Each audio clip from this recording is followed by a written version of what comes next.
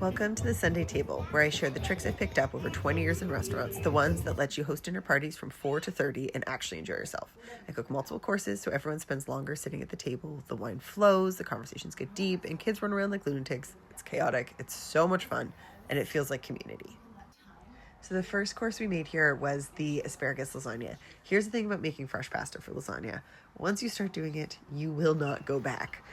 This lasagna is going to be excellent if you use dried pasta sheets, so please don't let it deter you if making fresh pasta is too scary. But let me tell you, you will never make lasagna with dry noodles once you start making them with fresh. It is ethereal with fresh noodles. I roll them super, super thin, and then I stretch them with my hands, and so it gets even thinner, and they're sort of not flat and a little bit wobbly, and I love that look when you're cutting into it and they're not totally flat. And I make this huge thing of bechamel with a little bit of ricotta, lots of ricotta, and a little bit of lemon in it, so it sort of lightens up the milk a little bit. And then honestly, you need kind of a strong arm for making a bechamel, so this is a good time to enlist some help if you've got someone else around the house. A good whisk goes a long way. And then you just boil the noodles, pour the sauce on, and then put on the asparagus. And I know it doesn't make sense because you're thinking asparagus is going to get stringy and weird, but miraculously, every single time I've made this, the asparagus has been perfectly al dente in the middle of it.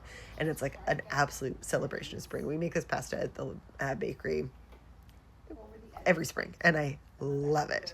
It takes a while to assemble, and because I thought 20 people were coming but then ended up having 30 people, I'm extra glad that I made 2 lasagnas. But remember, this is just the first course, so it's going to be like not full dinner size portions of this. You don't have to go too nuts, but also like having leftover lasagna in the fridge is not a bad thing, right?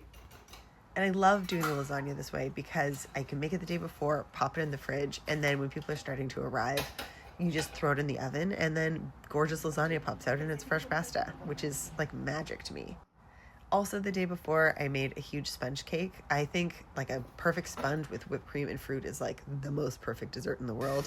And so we just whipped a whole bunch of eggs, whole eggs here, and folded in a little bit of brown butter and a little bit of flour and a tiny bit of baking powder. Pop that in the oven. And then I also browned up some almonds and some butter for tomorrow's rice salad. It's so nice when you can get some of the small things done the day before, and then you just throw them in the mix later. Same applies to the roasted rhubarb for the cake. Okay, now it's the day of, and I'm going nuts on these green onions because they're so beautiful from the farmer's market. I just blister them in some oil, deglaze with a little white wine, and then throw them all into one bigger pot with a whole bunch of butter, and just let that kind of simmer for a while. That's going to go on top of the trout.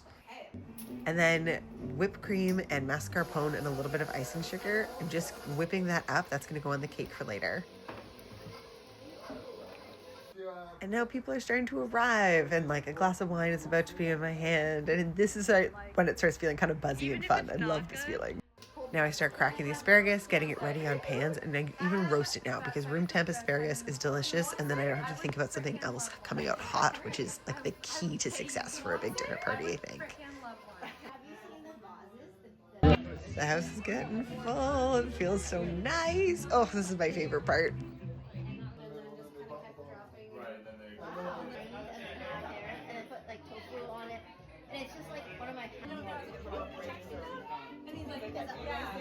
I adore a rice salad. You just boil rice, which is like magic, and then rinse it off in cold water. I made a really simple vinaigrette with some saffron here, and I threw in those buttered almonds from yesterday, and it is crunchy and glorious and also room temp. So the funniest part of doing these dinners is always how we end up seating everyone, because I do not live in a big apartment, so basically every flat surface turns into a table, and every plate and every fork in the house gets used. And honestly, I own a lot of plates and a lot of forks, and it's still kind of nutty.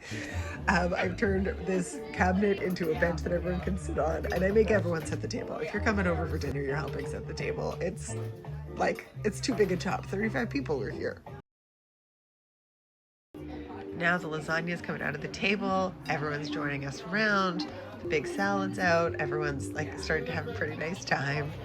And it's my favorite thing.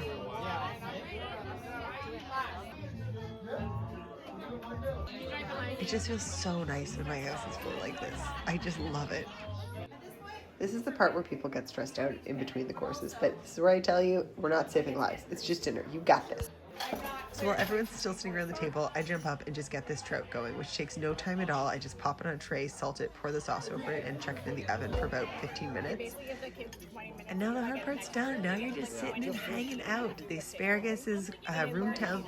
The rice salad is room temp. The trout is glorious and just cooked with that amazing scallion buttery situation. And now we're all just like hanging out and drinking wine in the sunshine. We finish with the cake, which takes no time at all, and I just do it at the table. And my heart is so full. It's so full. This is what life should be about. I really do think that. This is the Sunday table. I hope you make this menu too, and I will have lots more videos on how to do each part of it and walk you through all of the steps. Thanks for joining the Sunday table.